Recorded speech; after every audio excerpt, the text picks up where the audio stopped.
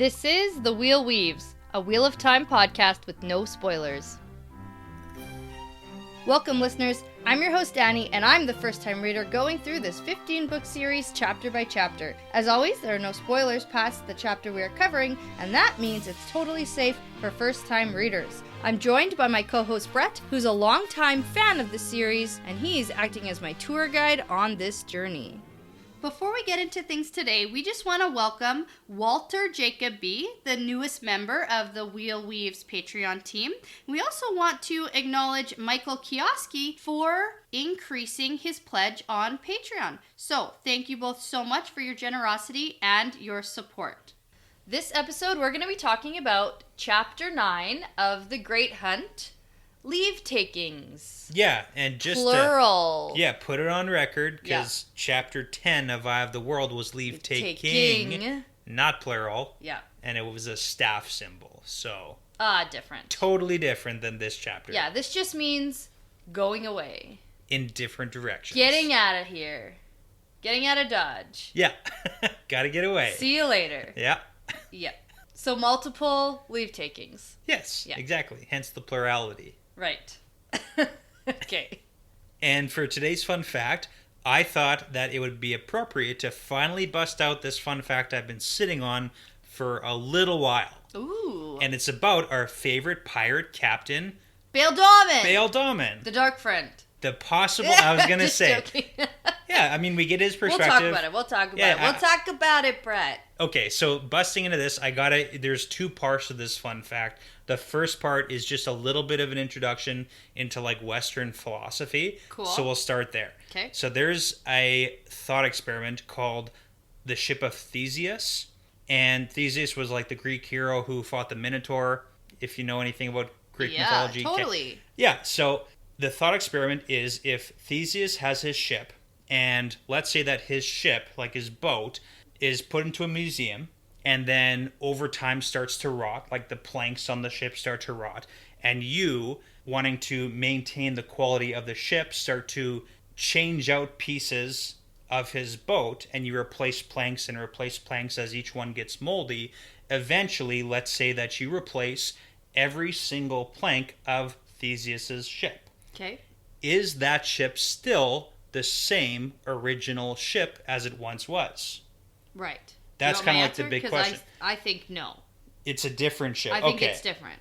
I think it's now a replica. It's a replica. Yeah. So then the second part of that experiment is if you took all those different pieces of wood that you replaced from his original ship to recreate the ship, and you took those old original pieces and remade the original ship with those original planks, is that now the original Theseus's ship? No. It's also not. It's also not. So you're just... Okay. In my opinion. So am I super negative? Tell me possibly what my brain does philosophically. So it says because neither are the real answers. one.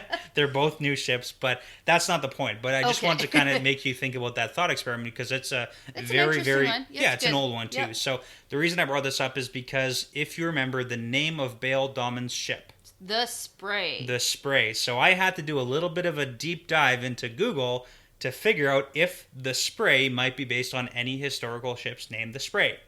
And you might be surprised by this answer. It does. It does have something to do with something. Yes. Good. So, and maybe it does, maybe it doesn't. Everything has something to do with something. But I had to look it up. I would actually be more surprised if it didn't have anything to do with anything. That's true. It can't just be like a random name he came up with. Yeah. So those don't exist. It's true. No. And I'm not saying this is a direct but again, I'm just saying there is a actual ship called the Spray. Okay. And it's kind of cool. So, a man named Joshua Slocum in about 1900 is the first man to have sailed around the world solo, and he did it on a ship named the Spray. Excellent. And the reason I bring up the thought experiment is because he had originally been gifted a boat by a friend of his that was like super old and broken down, and it was like in shambles basically. It was an old oyster boat or something like that. And I don't know much about boats, but it was like an old boat, and he had to do... Are you not a boat expert? I'm not a boat expert, but Weird. I did some research on Google. So apparently he did about $500 worth of repairs on this boat in 1900, that would have been a lot. Yeah, it was about Yeah. 16 grand worth of today's money. Okay. So still like, and it's hard to figure that out. But anyways, he did a ton of repairs, pretty much recreating this entire boat, and he decided to keep the original name, the Spray, Well, yeah, that's different.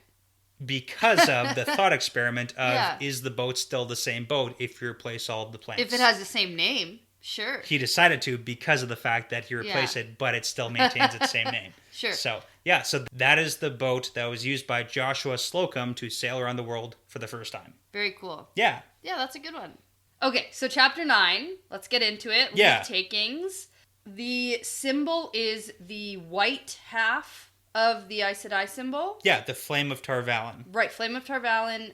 So it's Saidar is the female half. Which is what the Flame of Tarvalon represents. Cool.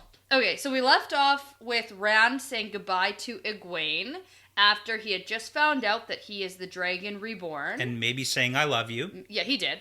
And he is acting all weird and sort of shook. Like he's not quite sure what's going on. Yeah, he's Egwene having a notes tough time. He sounds odd. Yeah. So, plus Nynaeve and Lan have some talking to do on their journey to Tarvalon. Yeah. Maybe you'll get to see some of that. Maybe. Rand heads out to the courtyard with his saddlebags and the bundle with the harp and flute. So we get a little note to show that he still has this and a reminder about Tom. Yes, in case you forgot. Right. So Rand also has his giant bow with him slung across his back.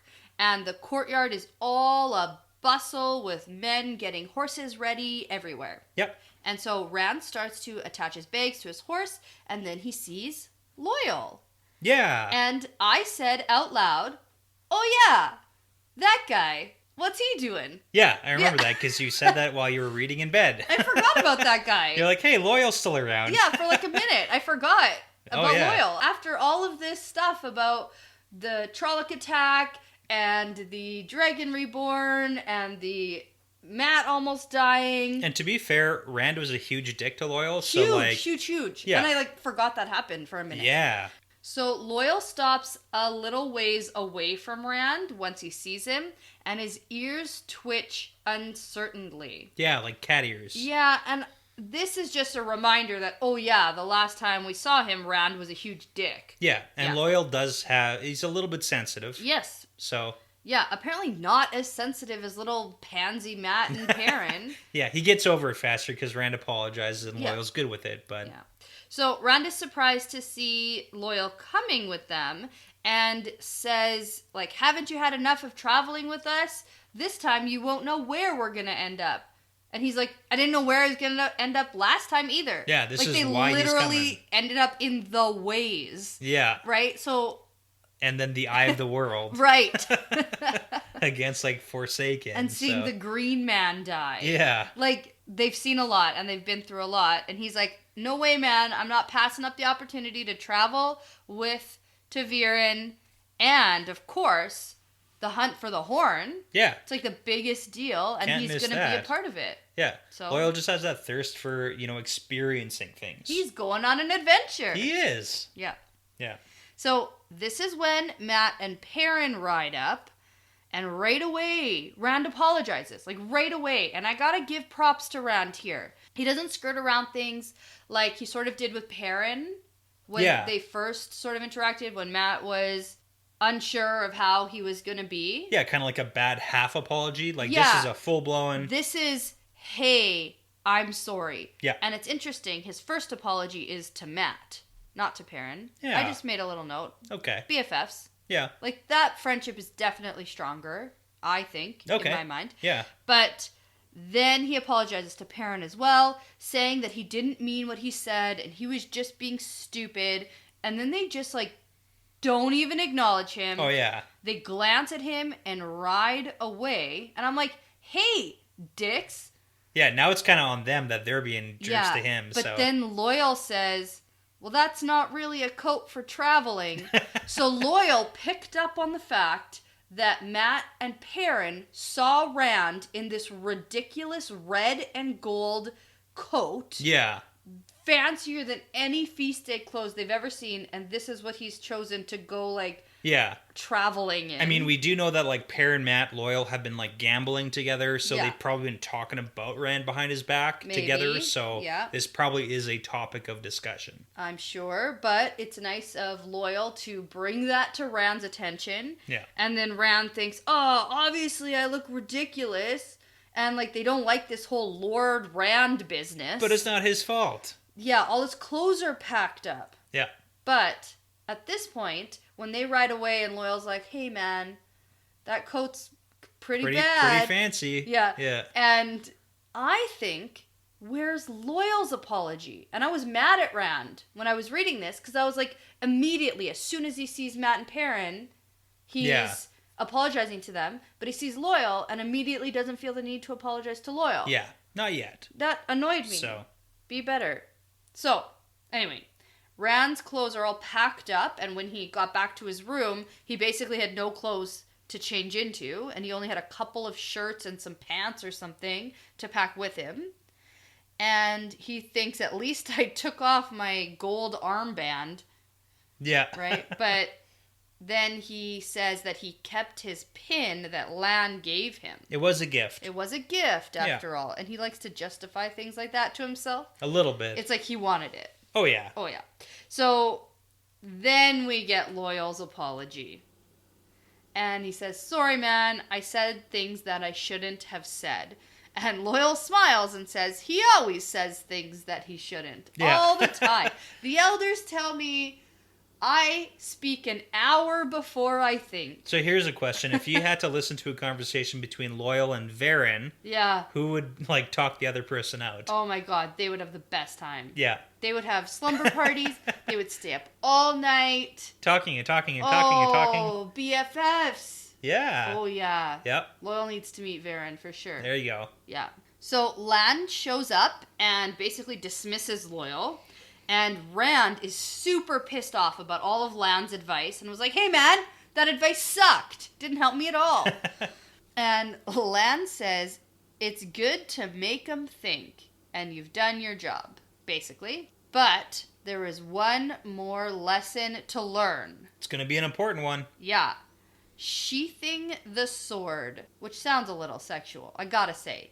Yeah, well, absolutely. But anyways, so he's talking about when you must kill yourself to avoid embarrassment. It's a good office reference. Thank so yeah. you, yeah. Yeah. No, that's exactly what's happening. So basically, there's going to come a time when you have to sacrifice your own life to accomplish something. Right. And you should know when it happens. And just so you know, if you got to make that decision, This is what it's called. this is what it's called. Yeah. And you have to make that choice. Right. So, and I mean, like, okay, like sacrifice yourself for someone or something. Yeah, because or you sheath your sword into your own body. you sheath, their And- sword into you. Like, Oh, okay. like, I get it. basically, if I you're thought gonna, it was he was going to sheath his own sword into his own body. Yeah, that would make less sense. It's like if you're, yeah. Yeah, okay. Yeah. But Rand thinks all warders must be crazy. Yeah. Yeah. Well, and the reason why I said that is because it might come in attack or defense. So, like, offense or defense, you might have to sacrifice your life. To fighting. save someone else. Yeah. Or Well, it's to kind of kill like, someone you know, else. Yeah. Tom, for example, sheathing the sword. Yes. Right? You have to let the Murdral kill you, in quotations, Yeah. to save the boys. Sure. What you thought Ingtar was doing for Rand. Okay. So, same idea. Okay. So maybe not an actual physical let them stab you in the stomach. Yeah. Because yeah. that's really what I thought. Because now, in my mind, I'm going to wait for a time, probably towards the end of the series, where Rand has is to going to sacrifice himself? let someone stab him with their sword. Okay. No, probably not that. Okay. All right, moving on. Yeah. So Okay, so at this point, Rand spies the Amerlin, who is with Egelmar and Liana. Liana. Yeah. This sparked a lot of controversy. Yeah. And, you know, that's fair because I also, whenever I read it, think Leanne. Leon. But I didn't write the glossary. That's true. That's not on me. I know, and Yeah. we should pronounce it how he wants it pronounced. Yeah. Or, you know what, do whatever you want. So, okay. So, Liana. Yeah, well, also Algamir. Algamir That's and how Leanne. nobody wants Yeah. it. That's just wrong. I can... And then who is the other guy? Gleb? Yeah, it was Gleb. Yeah. Gelb? Gelb, yeah. Domin's terrible shipmate. That was just my bad note-taking where Yeah. I just wrote the name wrong. Okay, but anyways, so Egilmar is trying to convince Swan that she needs to stay longer, to rest, and this is very reminiscent of when he was trying to get Moraine Yes. to stay longer. Yeah. This is his gig. This And like is he what wanted to does. send guards. But to be fair, Egilmar has had a hell of a time. You know, I actually I said here, Like, I feel he's bad had for him. a tough couple of days. He had the Amerlin come, like, basically unannounced. Yeah. He had a Trolloc attack inside the keep of Faldara. While the Amerlin is there. And he had the literal Horn of Valir stolen from his keep. Yeah. Like, this is... And it doesn't get And better. he promised Yeah. a feast for tonight, and they're leaving before the feast can even happen. So, like, in his defense, he's thinking that he's basically been shamed and the Amerlin is leaving because she's done with it. Yeah. So, like, I get where he's coming from. Yeah. This is bad. Yeah. This is bad. Poor guy. I Poor wrote guy. that in my notes. Like, Yeah. this is bad. Poor guy. This is going to be... Yeah. Yeah. But Rand sees Swan send a warder away really quickly on a horse. Yep. And Loyal says that she is sending someone to Eridomen. Might be. That's the rumor. He's heard rumors. So there is... If you look at the map, it makes almost no sense.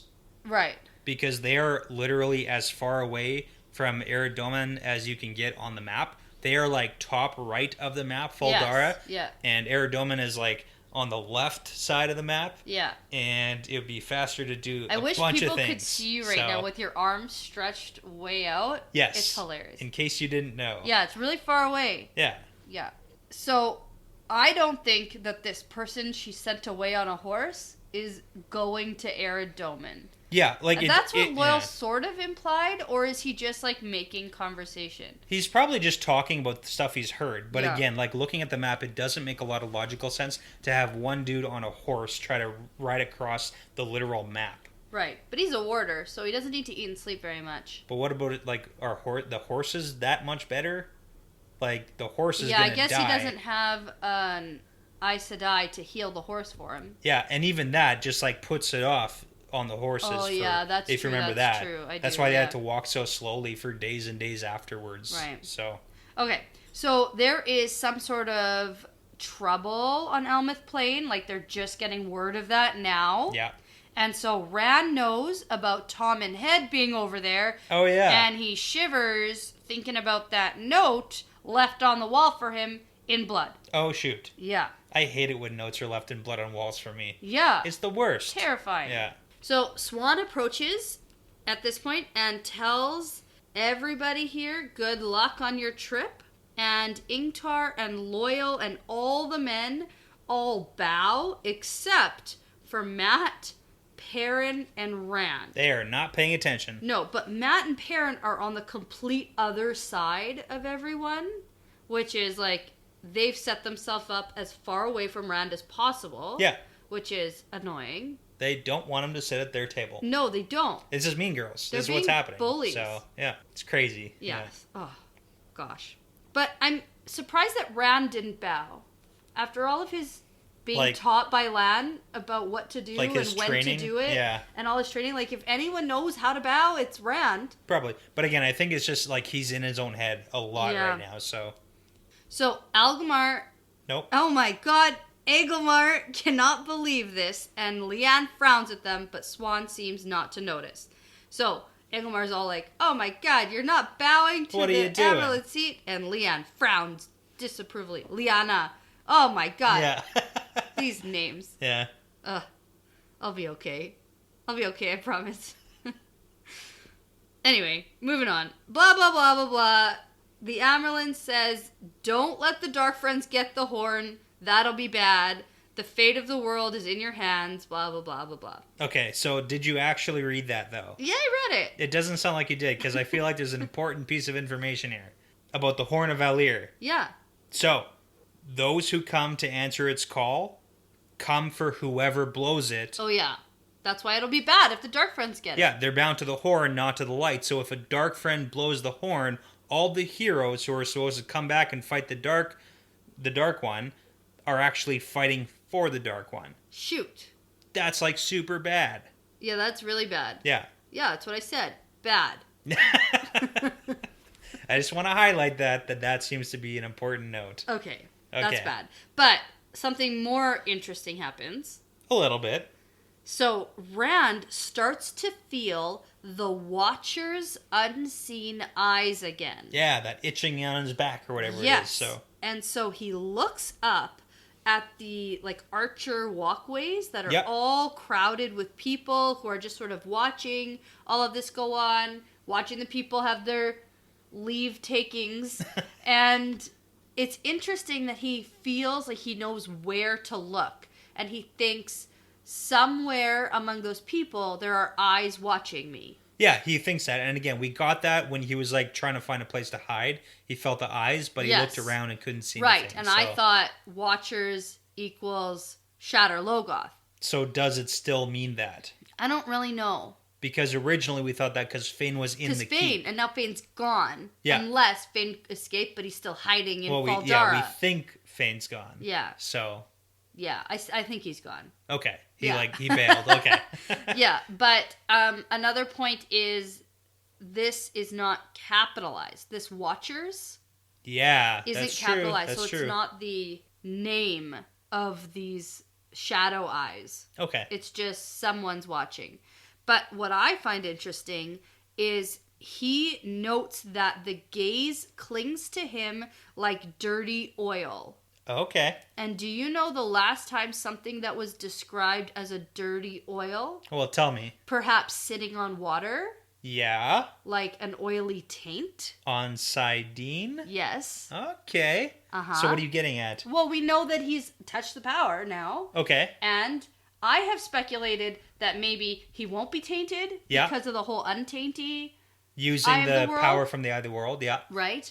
But just the specific wording of the dirty oil. So maybe it doesn't actually work like that. Like he's not going to be channeling a pure. Well, especially because he did technically draw from the power before the Eye of the World. He has several times. And that was for sure tainted. Yeah. So. Well, we know of 3 times. So. Yeah, I think that the untainted Eye of the World business will be important to something. Like that's in him. And he used it. Okay. But.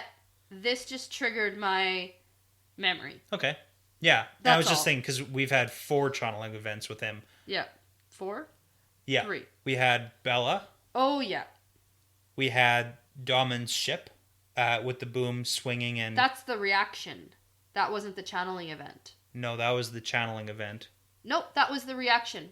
No, that was a channeling event. The Trolloc on top of him, the boom swung out. Oh, the Trolloc! I thought you meant him in the mast on the ship. No. Oh, well, yes. Yeah. Yes. So that was the second. The third was the lightning bolt at the inn. Yeah. And the fourth, potentially, was them finding the Eye of the World. Right. Well, he clearly used it. So, yeah. He clearly used all of that power. No. Finding the Eye of the World. Oh, finding the Eye of the World. Okay. Yeah.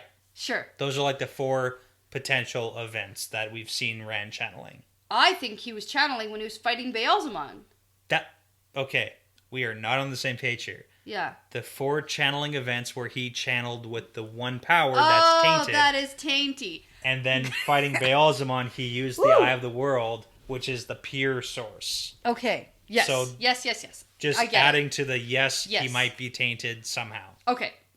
Maybe. And this might have something to do with it. Possibly. It's all speculation. Okay, so back to the exciting stuff. Yeah. Because then he moves his horse around to look around a little more. But as he does that, an arrow flies past his face and gets some guy walking behind Swan. Yeah. And turns out it also grazed her arm and she's bleeding. Oh my god. And so people all start crying out and fussing over her, and Agelmar yells to bring that man to me. Yeah. And like to top it off for this poor guy, the Amerlin in his own keep. Yeah. Gets hit by an arrow. Oh my god. And poor guy. Swan says that she has cut herself worse cleaning fish. There you go, another fish reference. Yeah, and I just had a thought about why you made that point last time. Yeah. I was like, yeah, I guess she talks about water a lot. Whatever. And it's because she grew up in a fishing village with her dad as a fisherman. Yeah, exactly. So that's why she connects everything to water and fish. There you go. Okay. There you go. Figured it out. Right. So she says, I've been cut worse. Go tend to that guy, but he's already dead. Yeah. Death cannot be healed. Important to note. Much like in Harry Potter. I don't know. Yeah. Is that a thing that can't... Well... Yeah, that's one thing that's really specific is no one can be brought back from the dead. Unless you have the time turner, in which case you can save hippogriffs. Yes. And not parents or family or friends or... To be fair, though, Buckbeak never died. Pretty you sure... can't use a time turner to bring someone sure back to life. Pretty sure he got his head chopped off in the movie. No! I'm like 99% sure that the axe came down. It was like a big thunk. In the pumpkin patch because Buckbeak had already been rescued. They already rescued him, and then they came out and they're like, "Where's the hippogriff?" Because they used the time turner. Okay. That's pretty weird. I know. It's bad. It's all bad. Yeah. But anyway. That's why you don't bring time travel into your story. Never do that. Never do that. That is where all of the plot holes really started. Yeah, shoot. I mean, cool concept, but... But yeah, they always make it very clear in Harry Potter that death cannot be unmagicked. Okay. So I didn't know if I wanted to say that or not, but I guess we can take a shot. I even thought when I was messing up all the names, I need a drink. So... That'll make it better, so... Yeah, I just reached into the back of the cupboard and picked out 2 at random. So. Yeah, so I have San Diego, and I gotta say, the coolest part of San Diego was going on the aircraft carrier. Oh, so you actually remember going to this place this time? Well, I do remember the aircraft carrier, yeah. Yeah, we had dinner on an aircraft carrier. Way bigger than I thought they were. Yeah, yeah. They're huge. Of course. Shocking. They carry aircrafts. Yes. Yeah. And I have Florence. Nice. Frenzy. Do you have any fun stories from Florence? I like that they serve gelato on waffles. Yeah. That was great. There you go. Dessert waffles are excellent. Delicious. And also, the name of the centaur in Harry Potter, in the books, that's really popular, his name is Frenzy. Really? Friends. Yeah. Okay. Interesting. Yeah. There you go. For Fun Harry fact. Potter. There you go. For that guy.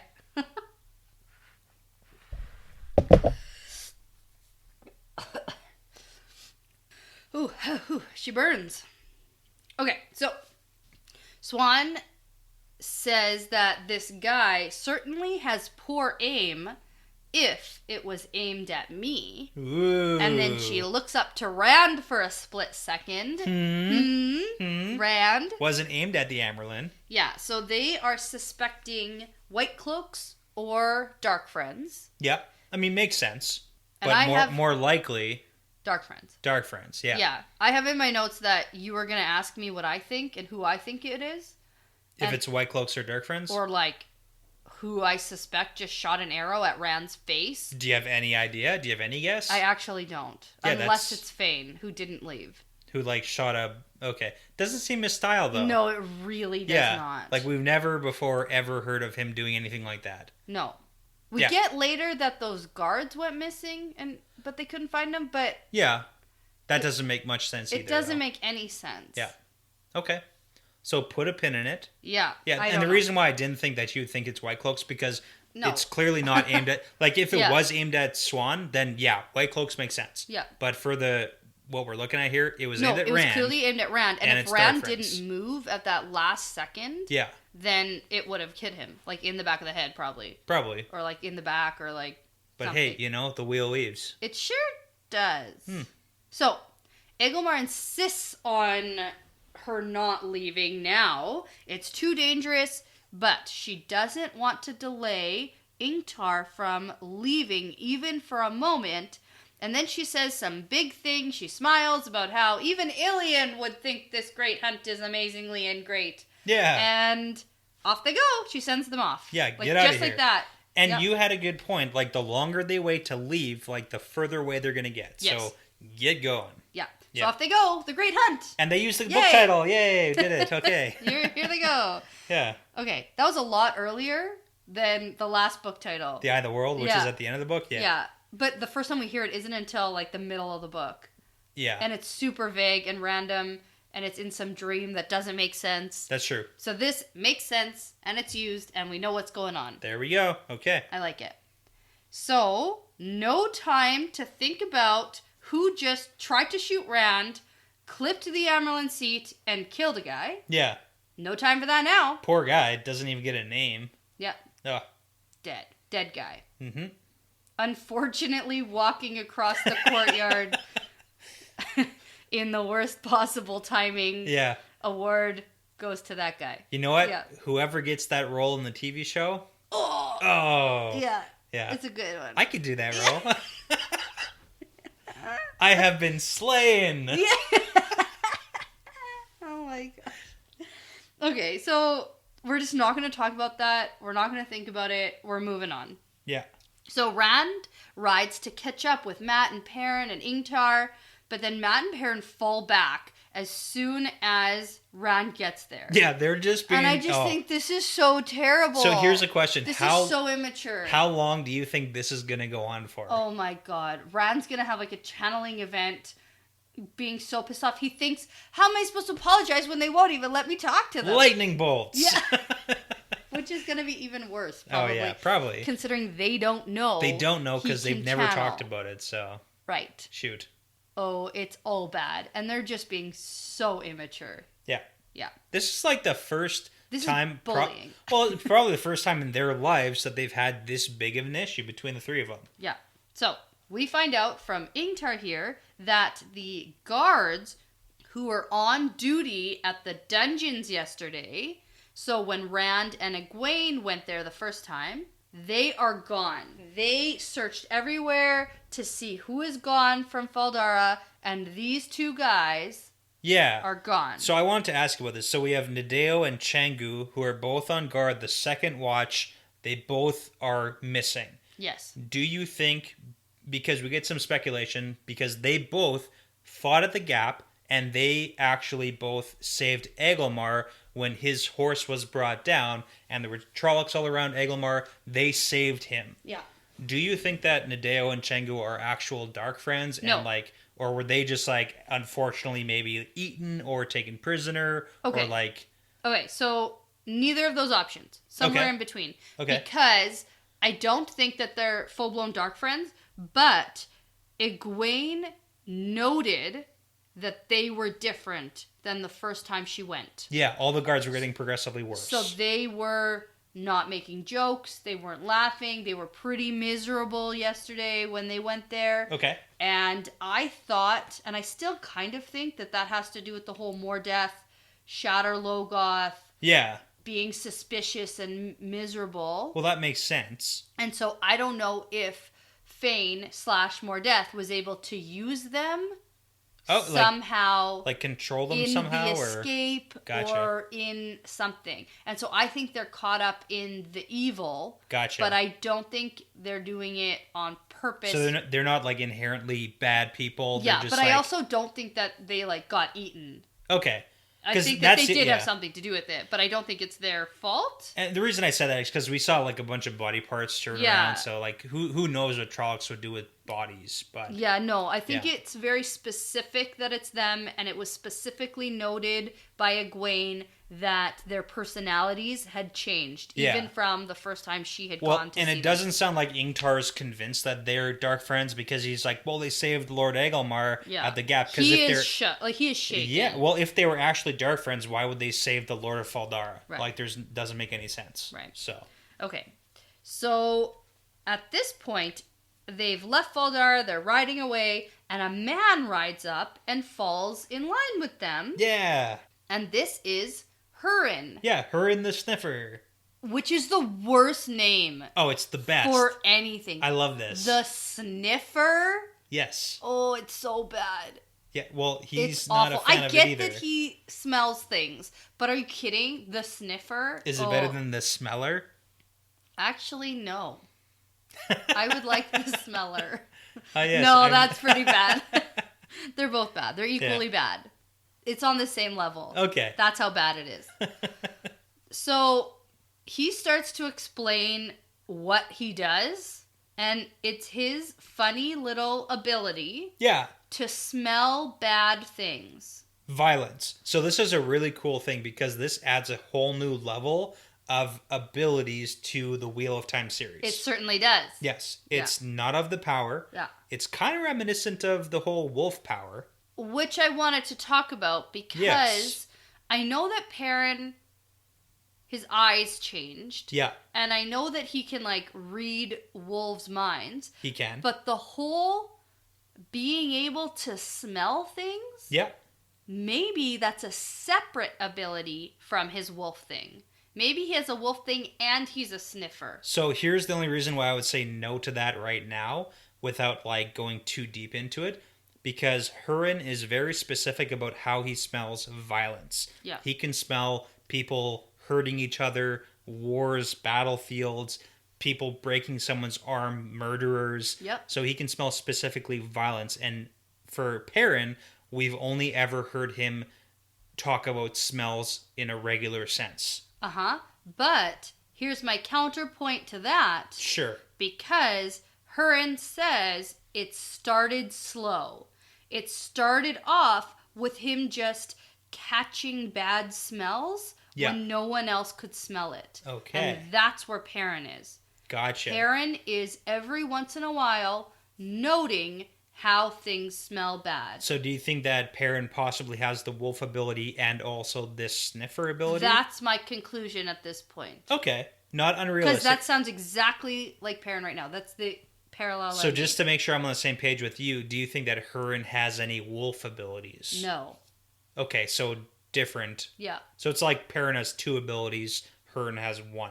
Yeah. Okay, just to clarify there. Yeah. But again, and cool. maybe the wolf thing like amplifies it because like wolves can smell things from far away. But I think that Perrin specifically notes when things smell off. Okay. Or smell wrong. So or let's smell start bad. looking at Perrin's smelling abilities then. Right. Okay. Well, it was originally with the White Cloaks, and we know they're all about violence. Yeah. And killing and bad things. And then we also got it when he went into the room with Matt. Yep. And Matt had just been part of a bunch of violence. True. Right? And then I'm sure there's lots of other things, but those are the 2 I remember. Okay, well, moving forward, we'll look at that. So. I will. Unless you want to restart book 1, we can, do it all over again. I really failed on my reread. That's okay. We got to get through this. I know we do. But people have been asking me how that's going. Yeah. And I'm like, what? I stopped. I'm reading this book. Yeah. I'm not reading The Great Hunt and rereading The Eye of the World at the same time. That's a lot. But back to Hurin, because this is cool because it does distinguish some abilities where he's like, hey, it's not of the power. Don't tell the Aes Sedai. They don't like things that they don't understand. And turns out that Hurin got kept a month. Yeah, I love this. Yeah, this from is so good. some brown sister. A brown Aja kept him for a month trying to figure out what he is and how he can do it. Well, it makes a lot of sense too when you connect that with what happened to Elias. Is the Aes Sedai, they want to know things, and if they like essentially kidnapped him for a month, like imagine what they did to Elias. Yeah, and he even said it felt more like she was of the Red. Yeah. Because of basically the way she kept him and tortured him. And essentially any man who can do things, they automatically assume might be having to do with the power. Right. So they got to gentle it to not let them go crazy. And we got this brown Aja saying things like, has the old come again or is it new? Yes. And that's what they said about Elias as well. That is. I pulled up the quote that Elias was talking about. Yeah, okay. If you wanted to hear it. I do, yeah. So he says, this is an old thing, boy, older than Aes Sedai, older than anybody using the One Power, old as humankind, old as wolves. They don't like that either, Aes Sedai, old things coming again. I'm not the only one. There are other things, other folk. Makes Aes Sedai nervous, makes them mutter about ancient barriers weakening. Okay. So it's just interesting that this sniffer ability, if that's what we want to call it for now, is something that's old. And we don't know if it's old come again or if it's a new ability that's never been seen before. Okay. So. Yeah. And he says, well, I haven't gone mad yet. And it's just smell. Yeah. So. Can't be that bad. Right. But then Rand remembers something that Moraine had said about old things coming again and new things showing up. And that basically meaning that the end of an age is coming near. Yeah. So. And we've heard that. And that makes sense because the Horn of Valyr was found. Yep. Okay. So, and the Dragon Reborn is showing up. Yeah. Yeah. And the fact that this is a book series called The Wheel of Time. Right. How about that? Yeah. So, Hurin can smell the Trollocs and Fades, and something even worse, who took the horn. Yeah, which is? Mordeth. And okay. Fane. Fane Mordeth, is worse than them, I think. Yeah. Okay. I just wanted to see if that's what you were connecting it Yeah. to. Like, there's not a lot else at this point that we can kind of point that at. Yeah. So off they go. See ya. And then boom, scene change. Yeah. Okay. So we are in Ilion for the first time. Yes. And I was really hoping for this to be Tom Maryland. a Tom perspective. Because it's Ilion, and I knew that you would think that. Yeah, I and thought that he unfortunately would. it's not. So. But it's the next best thing. I know. How cool is that we get like Bail Dolman, the pirate captain. And I know I call him a pirate, and he's not a pirate. He sure talks like one. He's a river trader, but he's from Ilion. Yeah. And apparently Ilioners talk like this. They sure do. Yeah. And apparently some crazy festival is going on in Ilion because it's Mardi Gras. Yeah. Hey, that's what I wrote. Oh, good. Yeah, it's Mardi Gras. Yeah. Look, it says the Great Hunt is going to start soon. Sounds like Mardi Gras. Yeah. I said. Yeah, that's what it is. Yeah. With scantily clad outfits. I love how he's like too much flesh. Yeah. Yeah, parties in the streets and... Yeah, masks and costumes and... Yeah, and I could picture Ilion being like the South, like New Orleans and... Yeah. Cool. Okay. Good time. Yeah, I like that we were on the same page with that. That's cute. I like when that happens. Yeah. Yeah. So, Daman is on his way to meet some men who may want to kill him. Yeah. And I think, why? Because he's a dark friend. Yeah, so I just want to bring this up right now because, again, we've had speculation from you that Daman's a dark friend because there's that whole connection with Goad way back when, and there were some reasons why you thought that. Yeah. So I just really want to figure out... Basically, that's it. That's the only reason. I mean, and the Trollocs were chasing him, quote, but I thought maybe they were, like, following him. Yeah, like you had some leader. You had some legitimate reasons to think he might be a bad guy, and I just want to hear at the end of this chapter if you... I do. The way we go through it, I actually noted as I read my emotional turbulence. Like what's going on between here? Going back and forth between is he a dark friend or isn't he? So I'll get to it. Okay. Yeah. So he is heading into an inn called Easing the Badger. Excellent. And I love that. Yes. It's my new favorite inn. No one knows why it's called that. No one knows what it means. But it's a little sneaks thing to the Badger from the first book. Oh, for sure. It's something like that. Yeah. I miss that Badger. Matt's Badger, that guy was like my friend. It was a big deal. It's like how we started our podcast. We never talk about that guy. Well, now we have a chance. Can we put Matt's Badger on like merchandise? Sure. Shot glasses specifically? Why not? Okay, put it on the list. I don't want to forget about that guy. Okay. That's what we risk losing. Well, good thing we're recording all this. Oh, phew. Okay. We'd have to go back and listen to our own podcast. Okay. You know what's funny? I don't know if anyone else does this, and I would actually like to know if I'm the only one or if there's other people. So any podcast that I listen to 1.5 or 2 times speed. Oh. So when I listen to, because I do listen to our episodes because I like to take notes on a couple things. Yeah, and I know that you like to also listen, and then if there's anything that needs to be fixed that I missed, then we can figure that out. But I always listen to 1.5 times speed at us talking, or like 1.75 or 2 times. So we're always talking way quicker when I listen. Yeah. Chipmunk. But like not quite. But I just want to know if anyone listens to us faster, because I'd recommend it. I like it. You like us talking really fast? If we talk like this, it'll be really, really fast for you when you listen to this part. No? Yeah, you can try that. So. Let me know. Let me know how that sounded. Well, it's just an issue because then when I listen to it at like regular speed, I feel like we're talking so slow. It's like slow motion talking. Yeah, it's terrible. That's funny. Okay. So, turns out Daman knows the innkeeper or proprietess. Yeah. Proprietess? Yeah, because a man would be proprietor. Right, okay. Proprietess. And good news, she's plump. Yes. Not skinny. Don't trust those skinny innkeepers. Don't do it. Yeah. So, her name is Naida? Yeah. Sidoro. Naida? Yeah. Sure, Nieda, doesn't matter. Sidoro. Naida? Whatever. There are 3 men who are at a table in the corner, and he takes a table by himself, and they come over to him, like, right away. Yep. And he thinks to himself, Kyrianin this time. So it's not the first time this has happened. It implies there were other times. That's right. So they want to bring someone from Mayen, yeah. to Ilion. Yep. Did you look at the map?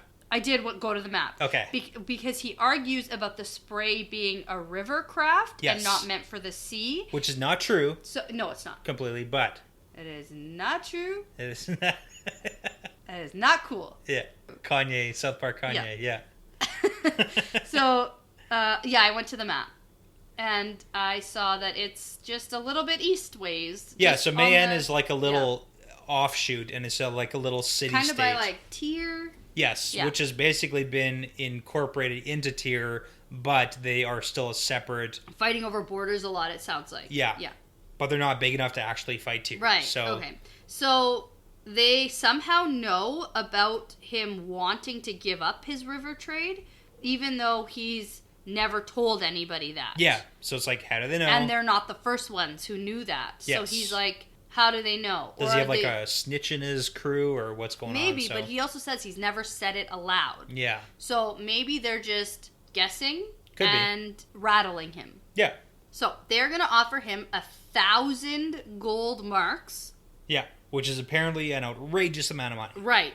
4 times what he was offered before. Yeah. So he'll get 200 right now, and then they hand him a sealed parchment and says he needs to deliver that. Yep. And anyone he hands it to will basically bring him the person that he needs to bring back to Ilion. Yeah, so basically he's in Ilion. He has to go across the waters of Tyr to Mayen, pick up someone, not know who it is, not try to figure out who it is, and then bring them back to Ilion. Right. And we do get a reference here to the first of Mayen. Yeah. Being I do a woman. say we get some political stuff about Tyr and Ilion in like a couple sentences, which I was a little bit confused about. Yeah, so just to make it really simple, so Ilion and Tyr really hate each other. Yeah. Mayen is really close to Tyr and is basically like a province of Tyr, but they want to be separate, which is why they might want to take some Ilion help. And if you remember back to the whole Tam story, there was a bunch of wars between Ilion and Tyr that he fought in. Yes, yeah. Yeah, and then so Ilion has a Council of 9, which is probably some sort of like political council. Yeah. And they have dealings with possibly the first of Mayen, which is a woman. So that's like maybe a princess or a queen type deal. He thinks like, for this amount of money... Am I picking her up? Yeah. Like, yeah. Literally so to hold her hostage in Ilion or like something. whatever is happening. Or are we like getting her out of Mayen to protect her from Tyr assassinations or and something? It's weird that these guys are from Kyrian, which has like no stake Nothing in the to do game. with it. So yeah, and that's why it kind of doesn't make a lot of sense. It does not make a lot of sense. But yeah, so one thing that is drilled in is that they want him to go east, whether it's to Tyr or to Mayen. It doesn't really matter. They just want him to go that way. Yes. So he thinks that it'll be worth his voyage because this is just a ton of money. And then these men tell him to leave at first light. And he agrees reluctantly. And then they leave. And it's a really sort of simple, short interaction. Yeah, it's kind of wrapped up. I had a fun little fact here. Oh, yeah? There's a spelling mistake. Oh, in your book? In both books, and I just checked that. Oh. Yeah. So when Damon's talking about they want him to go to Tyr or Mayen. Yeah. So he says he suspects Dark Friends have been after him since before leaving Meridon, but it's spelled Marabon, not Meridon. Like Terabon. Terabon is B-O-N. Yes. Meridon. It's Meridon, but they spelled it Marabon. Uh-huh. Yeah, spelling mistake. There you go. All right, in all the editions, never corrected. In these 2 editions that we have. Well, I have the older one, and you have a relatively new version. Yeah. Yeah. So possibly. It's fun. It's fun to look. Did you notice that, or did you get that from somewhere else? No, I read it, and I said, I don't know what Marabon is. Oh! You picked it up yourself. Yeah, I could be an editor. Wow, Wow. Wow. Holy smokes. Yep. You just found a new career. Hey. I'm impressed with you. But you make me proof your writings and stuff like that too. So I do. I don't make you. I ask you to because it's good to get another set of eyes. No, I get that. But I do a good job on spelling mistakes. So. Yeah, you do. Yeah. Wow. I'm impressed with you. Okay. Good work. Probably lots of people picked that up though. So. Okay. Well, they didn't tell me, you did. So I can be impressed with just you. That's true. I'm the only one ever to have seen that. Okay, so Damen thinks about how dark friends have been after him. So then this is where I start to think, well, then maybe I guess he isn't one. Because these are all internal thoughts he's having. Yeah. So everything he's thinking to himself, he doesn't have to lie. He doesn't have to put on. You know what I mean? Like, exactly, he doesn't have to lie to us. Yeah. Like, I'm just in his head. Yeah, same with the whole Moraine thing. So Exactly. Yeah. So I'm thinking, well, he's all confused about why dark friends and Trollocs are after him. And that makes me think, well, then I guess you're not a dark isn't friend, a dark friend. So. And then Nada, I don't know how to pronounce this woman's name. The innkeeper. Yeah. So she comes over to make sure that everything's okay, and he tosses her a coin from the bag and says, "Drinks for everyone until that runs out." And she looks at the coin and says, "A Tar Valon mark? You aren't doing trades with witches, are ya?" Yeah. So that's a big deal. And he sits there, and then he sees that every coin in this bag that they've given him is a Tar Valon marked coin. So this is huge because he talks about how like 1 or 2 Tar Valon marks you can get away with it because we do get a little bit more political information where it's not outlawed to deal with Aes Sedai in Ilion, but if you have 200, there's White Cloaks in town, and if they find you, you're not going to make it to like a magistrate or the law. The White Cloaks are going to kill you for having that many Tar Valon marks. So right, and you missed the most important part though. Oh, you did. It's huge. Ilioners don't believe in Trollocs. Oh yeah. And snow. Right. Yeah. Good. So they never got snow before. Yeah. That's just kind of funny that that's how it works. Yeah, that's funny. That's like I feel like I had a conversation with someone who lived in the Bahamas. Like when we went to the Bahamas. Yeah. I had a conversation with a waitress there who lived there, and we were there when it was January last year, and I showed her my doorbell camera on my phone about what my front yard looked like. Yeah, and there's just like piles of snow. Her mind was blown. Like, she did not believe it. So now we have the internet to be able to actually like see what's going on in the rest of the world. Yeah. But for these people who've never seen snow, of course they don't believe it. Yeah. Yeah, and crazy. They've never seen Trollocs, so why would they believe it? Just Even Rand. They never believed in Trollocs. It was warders, Aes Sedai. It's all just stories, basically, to them. Yeah, but it's like, turns out all those stories are true, so. Yeah. Okay. Oh, I also had a point about how he knows about this Tar Valon mark on the coins. Yeah. And so... like he's aware. When Rand and Matt gave up their Tar Valon marked coins... Yep. He would have known. Knew what they were. 100%. And I didn't know at the time if he understood what he was taking from them. Because it's like, oh, just a big coin. Or did he actually understand that these two boys had Tar Valon marked coins? Yeah, and kind of throws into question the entire story. Oh, yeah, he didn't believe them at all. Oh, yeah. Yeah. Well, and Tom came up with this whole elaborate, thing. And it's clear he's a glee man who makes up stories. So it's not like... And Damen lives in Ilion. He's from Ilion. He understands glee men. Yeah. And their tales. Like, he gets it, yeah. so... Yeah, and he didn't ask questions. He's like, whatever. So that's just an interesting point. So he just has a point about these people who gave him these coins really wants to make sure he's not going to take the gold and stay in Ilion. Yeah, they want him to leave. Yes. And specifically go east. Yes. So Yaren, his second on the spray, comes into the Badger and tells him that another one of his men is dead. Yeah, so this is big. And this is the third one. No, this is the fourth. Fourth. Oh, there's already been 3. There's been 3. This is the fourth he's reporting. Okay. And he says, but this time I accepted. So it almost seems like every time he declines one of these offers, one of his men dies. Yeah, so that's pretty big. Yeah. And even though he accepted this time, they still killed one of them. And they tortured him before he died. Right. And they tore apart Yaren's room looking for something other than riches. Yes. Yeah. So all of the men are really nervous, understandably. Yeah, when like 4 of your crewmen die. Yeah. So. And so Daman says that they sail now. Like, go get everyone.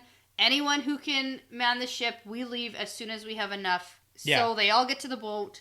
All but 3 of his men make it. And Daman says, head out, we're going to sea. Yeah, we got enough men. And surprises Yaren by not accompanying them on deck for, like, taking off. Yeah, because it's like nighttime and taking off at night's a little bit trickier, so... Right. And apparently he never misses when they're taken off. Yeah. So he's missing it because he's got a lot to think about. He's got a lot to look at. And possibly a letter to look at. Yeah. Yay, let's go do that. First thing he does is bust into that parchment. Yes. And by bust, I mean super very carefully with a very hot knife, peel the wax back. Just like they do in the shows. Yeah.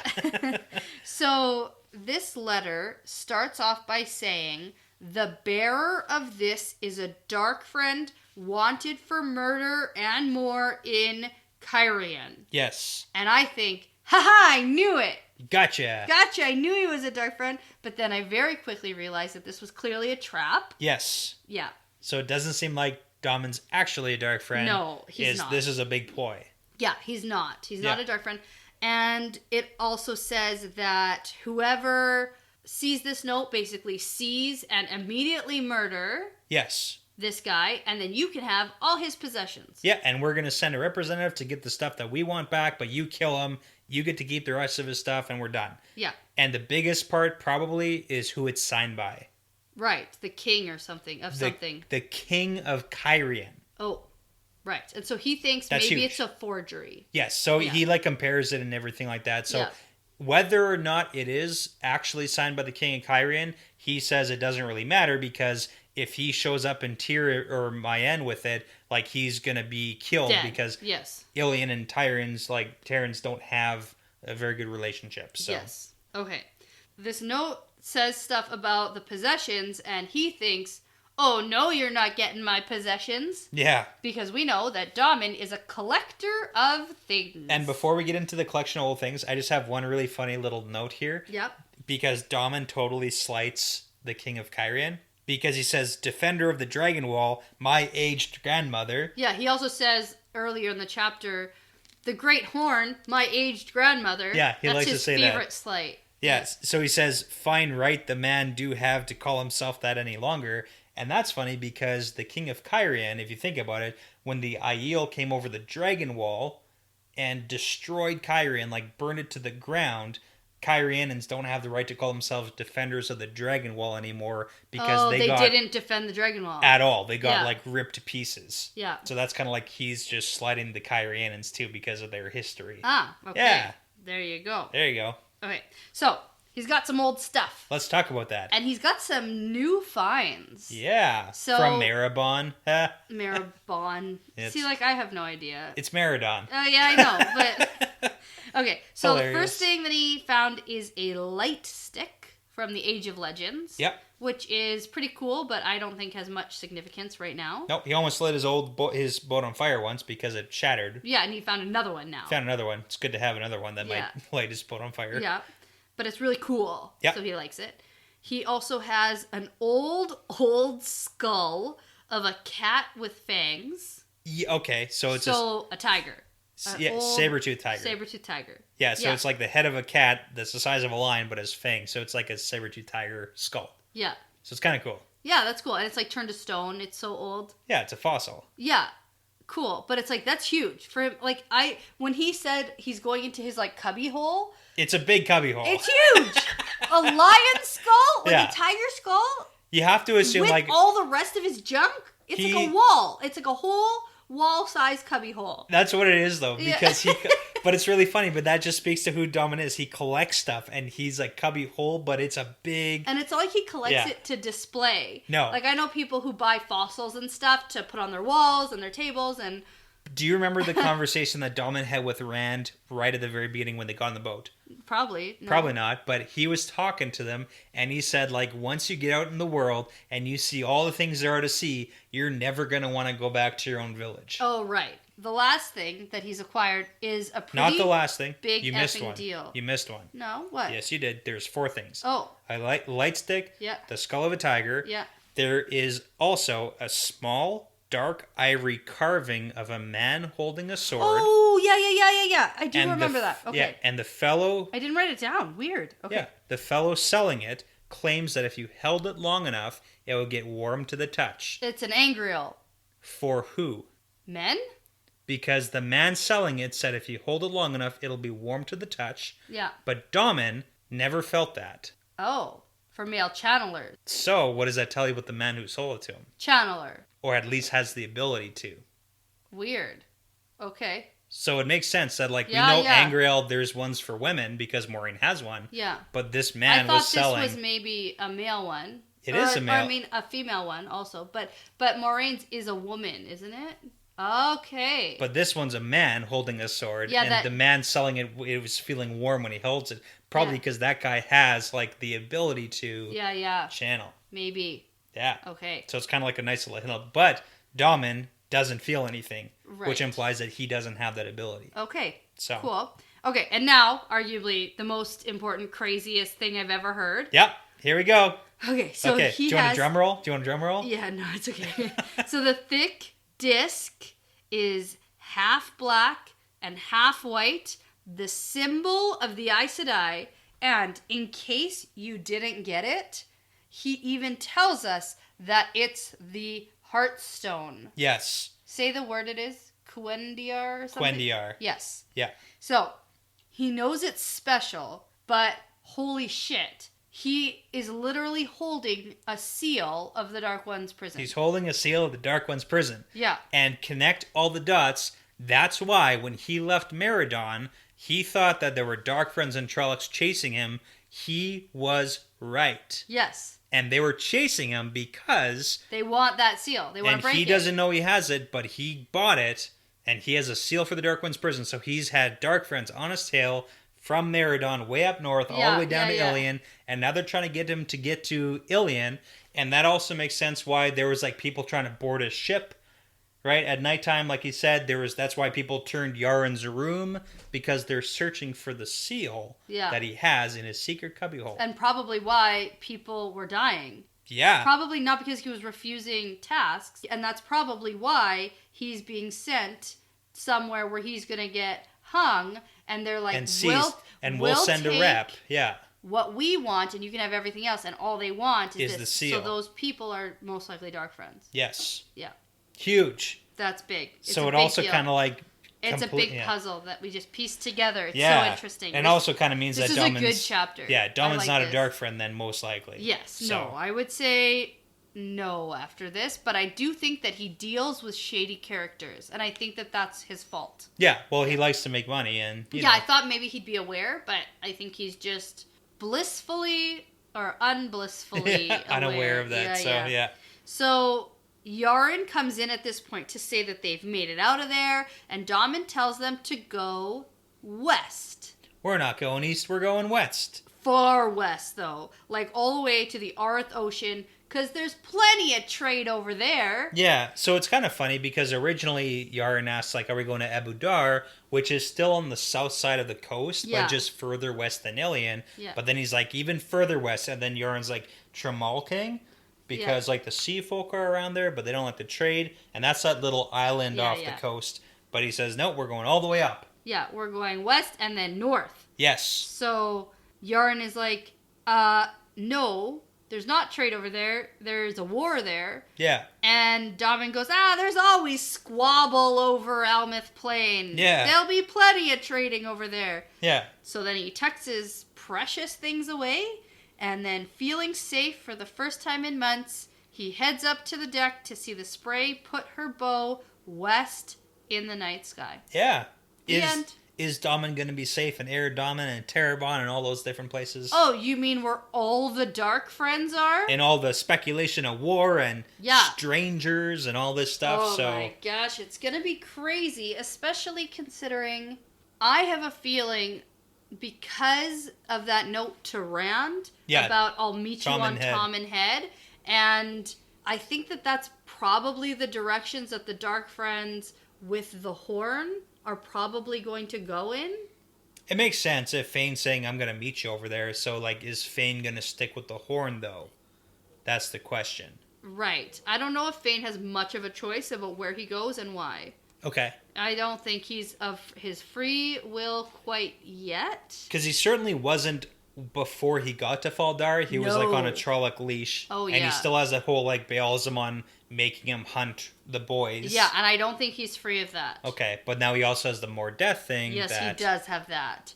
I really want Rand to go over there, and I want Daman and Rand to meet up. Again? Yeah, I think that would be funny. Oh, man, okay. And then I want Daman to, like, help them. Except I was really, really, really, really hoping for some sort of note about Tom. And because they're an alien? The only thing we got, because Daman was in Whitebridge. Yep.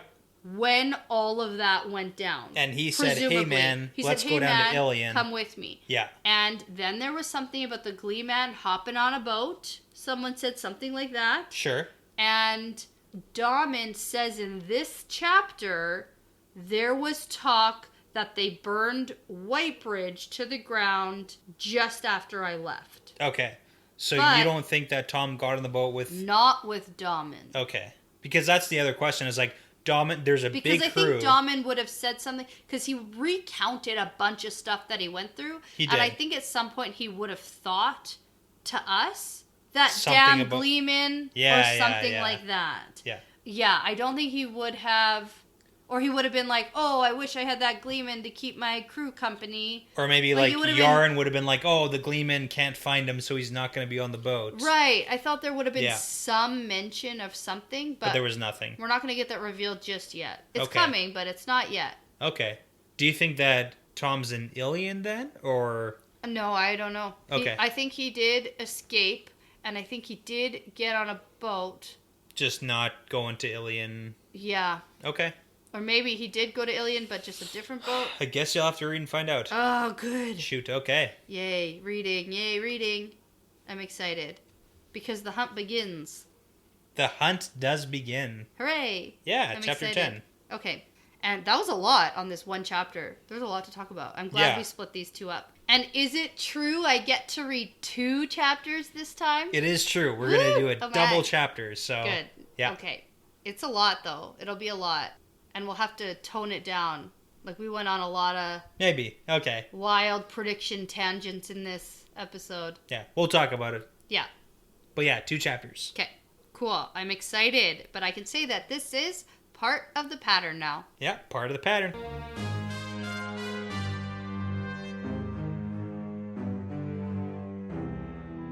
Thank you for listening to this episode. The Wheel Weaves is hosted by Danny and Brett, edited by Danny, produced by Danny and Brett with Kyle Smith, Ward Weisensell, Joe Lott, Passion Socks, and Multude. Music by Audionautics.com. If you'd like bonus content like bonus episodes, outtakes, Q&As, more fun Wheel of Time talk, early access, cool stickers and keychains, and also to support us making great content, visit us at patreon.com/thewheelweavespodcast. Don't forget to check us out on Instagram and Twitter at The Wheel Weaves Podcast. We love interacting with our listeners.